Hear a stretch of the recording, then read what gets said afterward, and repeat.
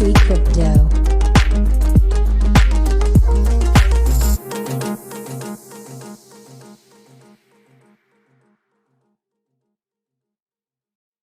Hi there, and welcome to the Tax-Free Crypto Podcast.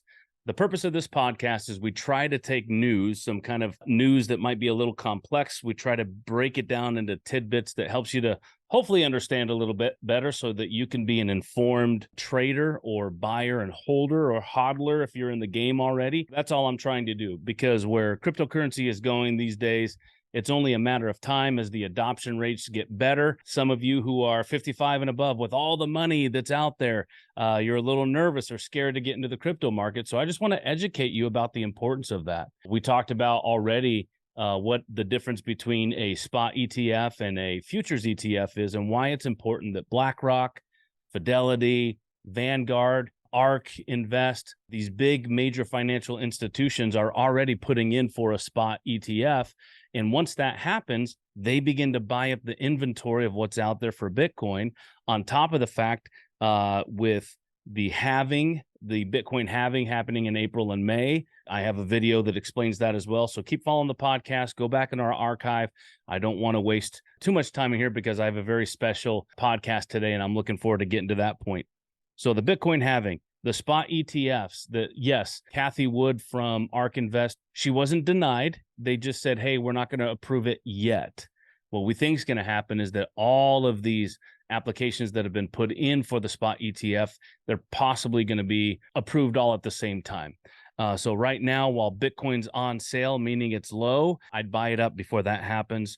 So once the institutional money starts coming into the spot ETF or into the crypto space, just the price of Bitcoin alone, we imagine, is going to skyrocket. So if you are in that sort of 55 and older range, and you are giving me the grace of listening in today, I'm not saying take all of your retirement money and put it into crypto. I'm saying take a portion of it, because I believe a portion of your money ought to be in a smart way to invest. If you're younger, listen, I know you're already saying, Eric, I already trade cryptocurrency. Great. Let's do it through a tax-free vehicle. Part of it, not all of it. Stop looking at your investments in this linear sense, right? Where I'm either going to do it this way or this way. Look at it as a both and scenario. It's very nuanced. Continue to do what you're doing and add to it this situation where it can be a tax-free thing. I know when you're young, you don't think of retirement. Matter of fact, I read this out. Let me pull it up on my phone. This came out yesterday, and I talked about this, just a social media post that I did. This kind of shocked me. This came out from Fidelity. This is the 401k balances in the United States of America. This is crazy. By generation. Gen Z right now, right? You young kids that are just now in the workforce or have a couple years in the workforce, $7,100. That's what's in your 401k balance on average. But the median price, meaning the most common price that's in there or holdings that are in there, is $2,500. Now, if you look at that and you're like, hey, they're Gen Z, they're just starting out. We get it. They don't make a whole lot. It's hard for them to put in, and then their employer's going to match only X amount. Like, that's understandable. Okay. How about millennials? That's my generation. At least I pretend. I think I'm an old one. I was born in 1980, so I think that's part of the millennial generation. I don't know. I'm going to just put myself there. The average amount of holdings in a 401k for millennials is $44,900.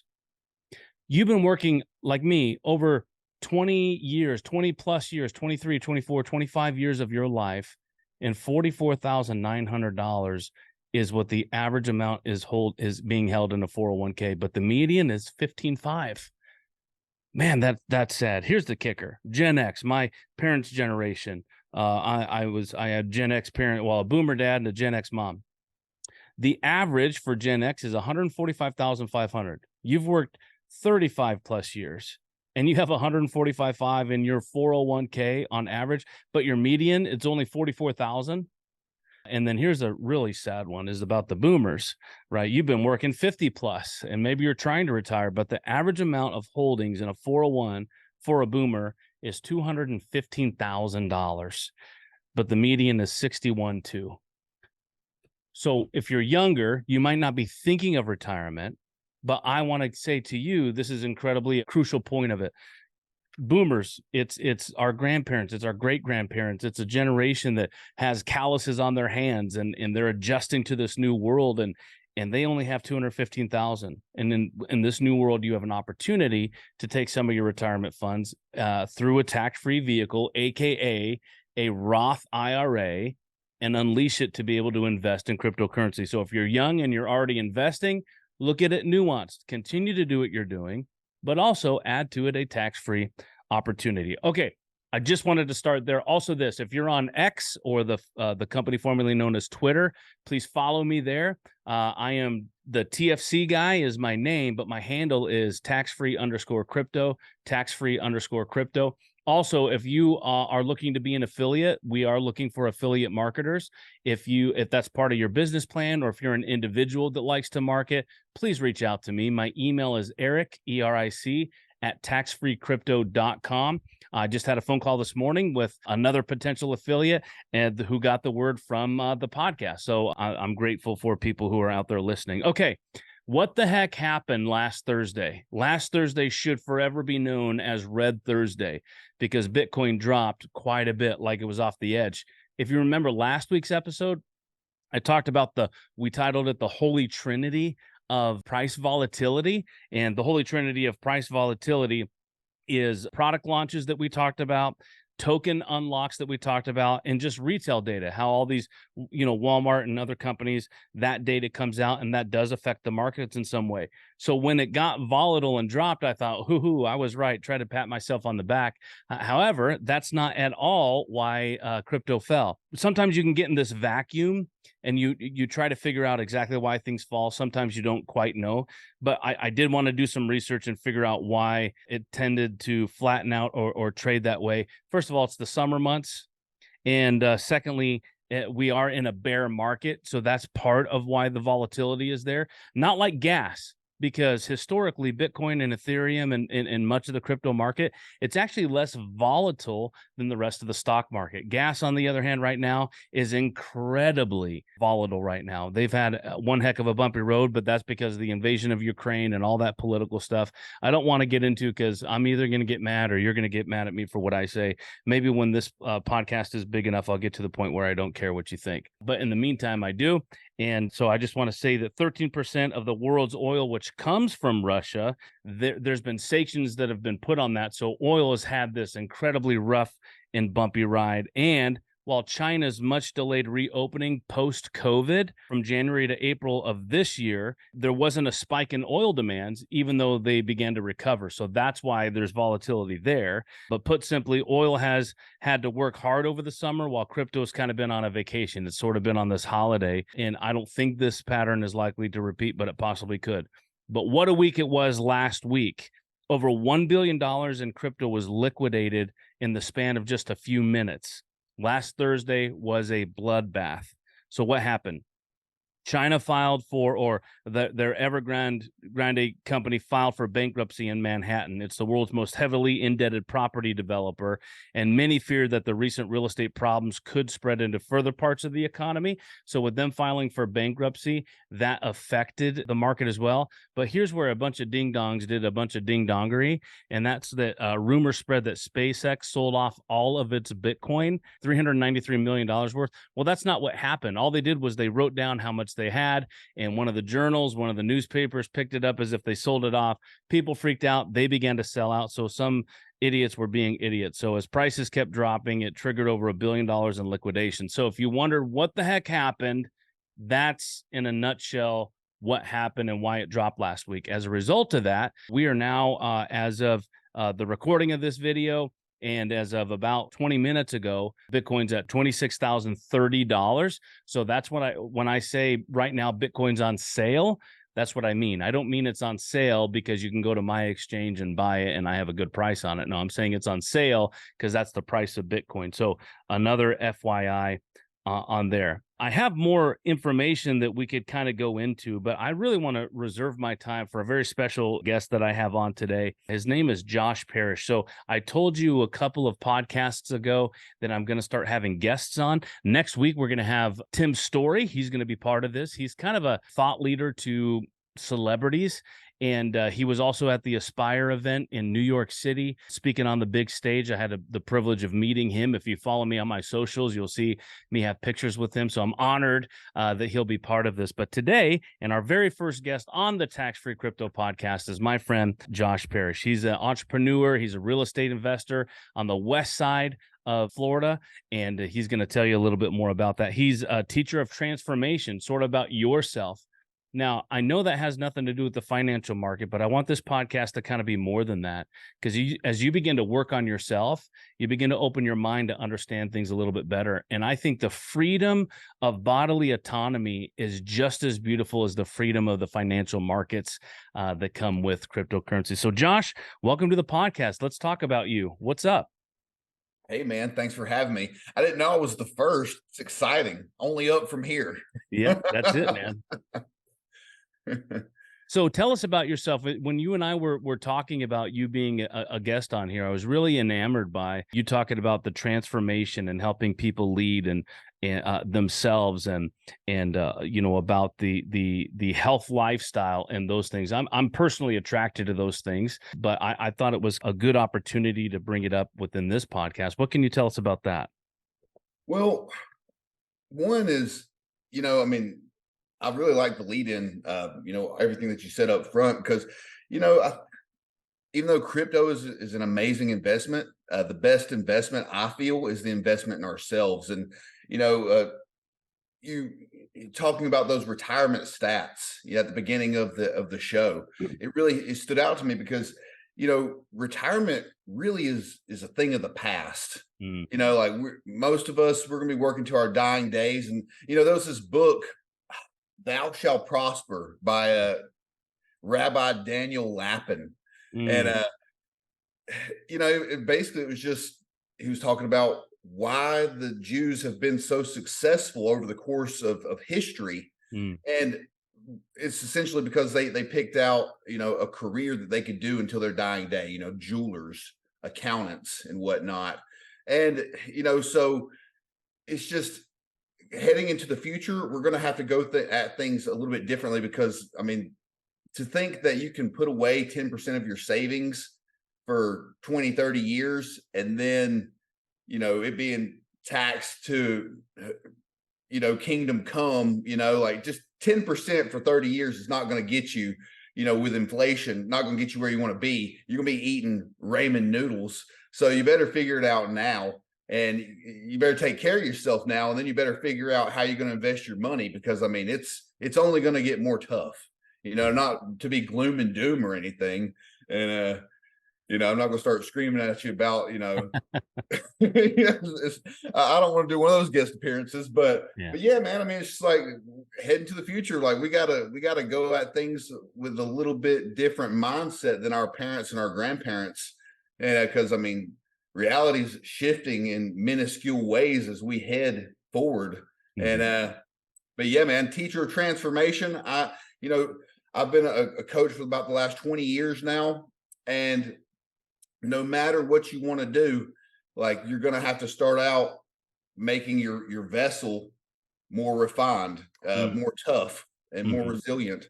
And just that's where it's at. Let's talk to two people right now. Let's talk to the couple they're about to be empty nesters, right? He's got a dad bod. She has been a working mom. They're sort of just in this stage. They're getting tired out. They're trying to work toward their retirement, of course, which I'm trying to educate them on. What would you say if they were a client of yours? They're looking for more energy. They're looking to get pep back into their step. And, you and I talked about last week as well, just the spiritual side of things, because I'm a person of faith myself. And so I find that there's internal healing by going to God, by prayer and those sort of connections. But beyond that, there's also, if you abstain from certain chemicals, if you just decide in your mind and heart that you're just going to live a certain way or go a certain way, like what would you tell that couple who they just sent their last kid off to college? They're in this stage of life. What do we do next? They're at the top of their careers, but they just don't have that energy or that mindset. How would you help them? How would you talk to them? Well, I would start talking about gratitude and micro wins, micro wins heading in maybe a different direction than where they're currently going. Because I mean, them being successful and raising, kids that are off to college, and they're very uh, firm in their careers and whatnot, they may have let their body slide. So I would talk about, starting to journal what their current regiment is, and then showing appreciation for what they currently have. Uh, but also, just creating these scenarios where they're winning throughout the day, in terms of like maybe going outside and being in the sunshine for 5-10 minutes, Mm. and then maybe walking for 5 to 10 minutes after a meal. Uh, things to implement in their current lifestyle so they just don't feel like they just hopping off of one track onto another. Because change is the scariest thing for us besides public speaking in life. Public speaking and death and change are like the top three things that people are scared to death of. And so you don't want change to be too abrupt. And Mm-hmm. if if a big part of your life is leaving, all of a sudden, that's a major percentage of your life. Mm-hmm. And then all of a sudden, if you're trying to hop on a new lifestyle, like you're going to send a kid off, and then all of a sudden you're going to be in a nudist colony and then be a vegan or something, like, like it's like, whoa, Jim and Karen, stay Jim and Karen, and then just eat some bean sprouts for breakfast, and then we'll go forth. Then but we'll go. no need to hop tracks completely. But yeah, I mean, it's a small change over time, and we would get into talk about eliminating vices, but at the same time, like, you don't want to implement too much change at once. But yeah, getting out in nature and just doing these little things that are going to create that momentum towards the lifestyle that you're envisioning. That's where it's at. I love that. I love that thought, the statement, or obviously it's part of your process. Micro wins. I love that idea of micro wins. One of my favorite movies of all time is the movie The Patriot. I don't know if you remember ever watching that. Mel Gibson, right? This is back in the late 90s. A couple clips. What's that? A couple clips I remember. Yeah. Okay. So there's a line in there I remember. The Brits, they came, they burned the house down, they shot his oldest son, and he had a couple of other sons, and he throws them muskets, and then they run off into the woods to try to cut off and flank the British army that had his other son with him. So he killed one son and they captured another. And they're at the trees, and Mel Gibson's character looks at his boys, and he throws them a rifle. You remember how I taught you to shoot, boys? And they said, yes, sir. And they said, aim small, miss small. I love that statement. That statement's kind of always stuck with me. Aim small, miss small. Now, I know that's counterintuitive, because when entrepreneurs hear the word small, right, there's this automatic assumption of you're not thinking big or dreaming big. But the idea that I take from that is not aim small to miss small. My vision is big, but I need these micro wins for confidence. I need these micro wins for case studies, for helping myself to know that these are there. And maybe I sort of just rambled on a little bit about that, but I love that idea of micro wins. Like, hey, I have my wife bought me this Fat Bit for Christmas a while back, and I've been wearing it ever since. And so it started with 10,000 steps a day on average. So after the first year, then I went to 14,000 steps. I reset it to be that, right? So I love that idea about micro wins. So sorry if I broke that down a little too much. Okay, so now micro wins should apply to everybody who hears that. Now, here you are. You're a young man. And young men, I know nowadays with the political climate, are really getting beat down a lot, and it kind of breaks my heart to see that.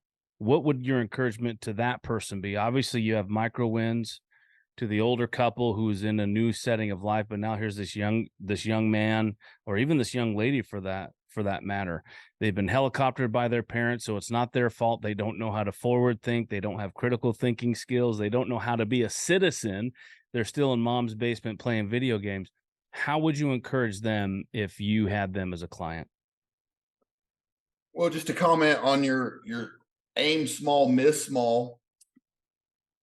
to me, I think that, that means to act like a sniper, Mm, because you may take one mm, shot and, you may only have one bullet, but if you take out their commander, then the whole army falls, right? So I mean, right. because you may have very limited resources, very limited time, but taking an action that is highly leveraged, being very strategic with your moves, because we only have so much time in the day, we only have so many resources and firepower, but it's that little domino that goes over the course of 100 stacked dominoes, and then it's knocking over like something the size of a wall, Yeah.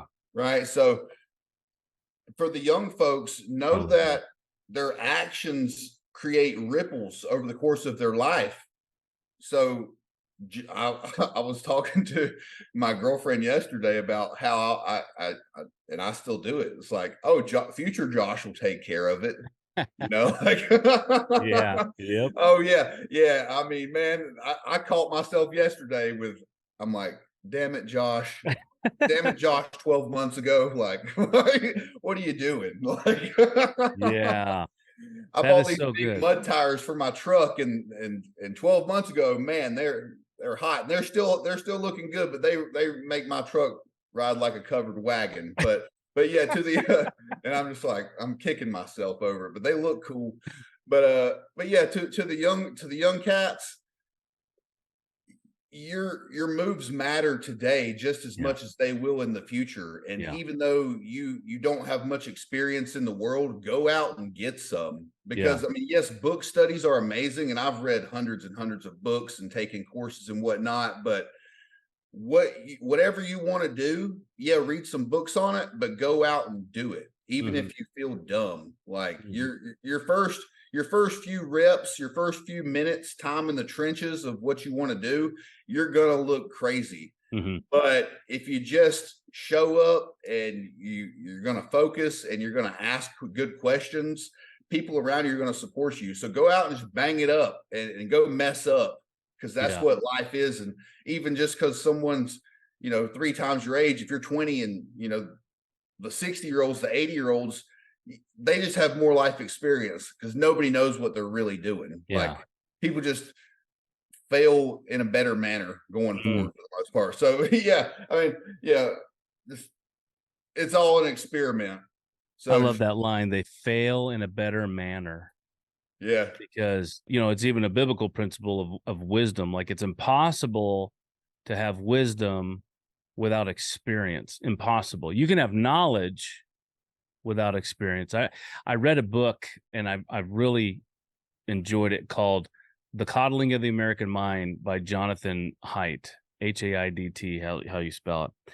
And he gives an illustration about that. He says, which young person would you trust more? So in this scenario, he talks about, a couple in the cul-de-sac. They gather all the kids in the cul-de-sac. They go find an expert who's an expert at training people how to climb trees. That expert comes out, teaches all the kids in the cul-de-sac how to do it. Would you trust one of those kids, or do you trust little Johnny, whose parents let him jump up and down the trees, since he was a little kid? Which kid do you trust more, the one who got an education by an expert, or the kid who's been doing it because his parents kind of let him have that free range lifestyle, right? So I love that concept of what you're saying. They're afraid to try, they're afraid to get out, and yeah, to have those micro wins again, to go out, man. I just love that thought process. I was going to say the hoarding of knowledge is one of the worst sins that you could ever commit. Ooh, hoarding of knowledge. Hmm. Dang, dude, that's good. Yeah, the hoarding of knowledge.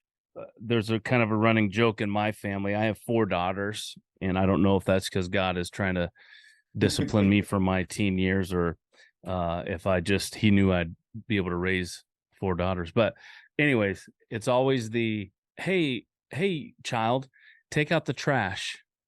And if they go, I know, that doesn't really satisfy me. Like, okay, it's okay that you know, but it doesn't matter that you know because your action doesn't back up your knowledge. So you can't just walk around like telling somebody to do something and all they have to do is say, I know. And you're like, cool, that's all I wanted you to do is know it. No, I want you to do it. You have to do the things that you know, right? It's impossible to have wisdom without putting your knowledge to the test, right? Absolutely. Yeah, there's an acronym called Ohio, and teach your kids this, but only handle it once. So if Ah, something takes 2 to 3 minutes or less, and it's a little chore or something that's reoccurring, don't let that little task overtake you for like the entire day. Because yeah. say you have to go and clean up the kitchen, but if clean up the kitchen is in the back of your mind Mm, all day, then it's like, well, that's just eating up mental real estate. mm-hmm. So, and that can actually deviate you from higher performance task.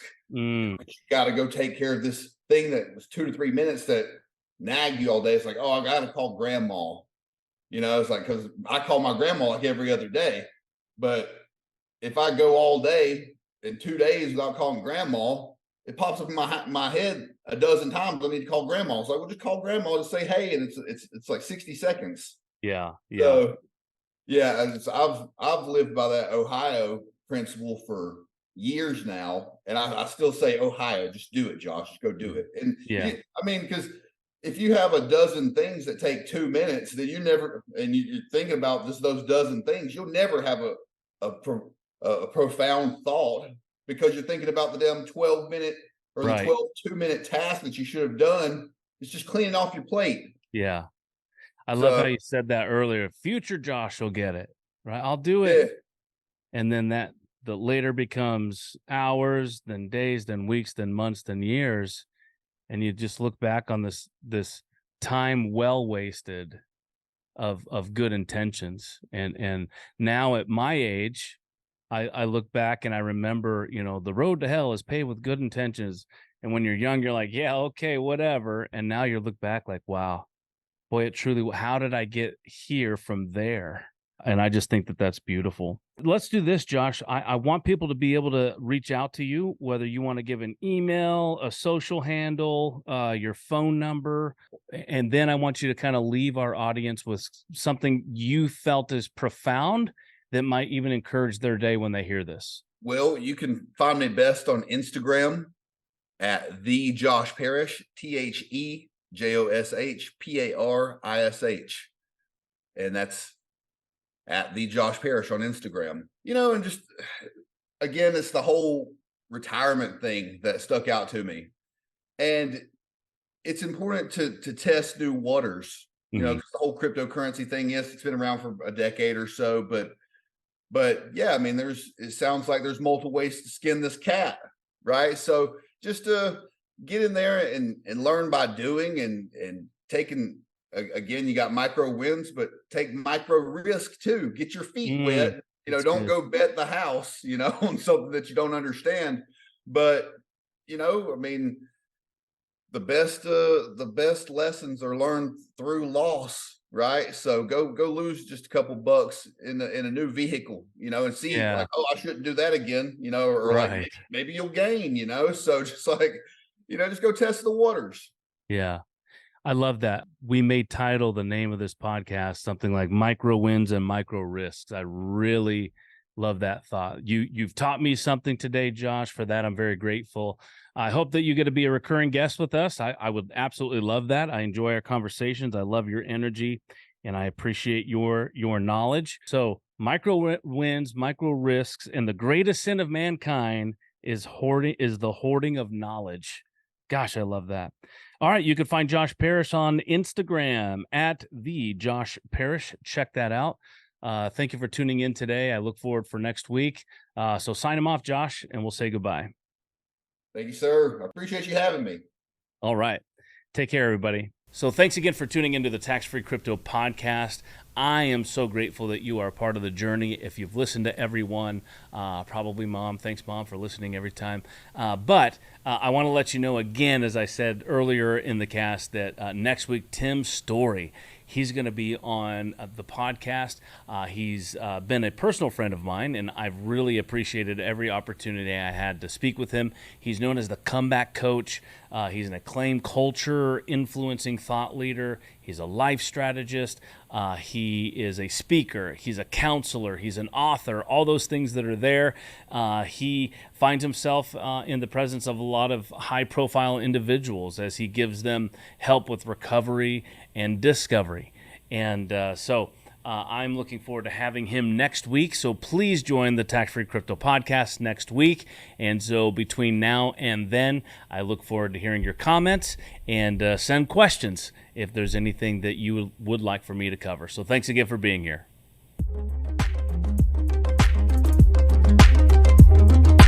Tax Free Crypto.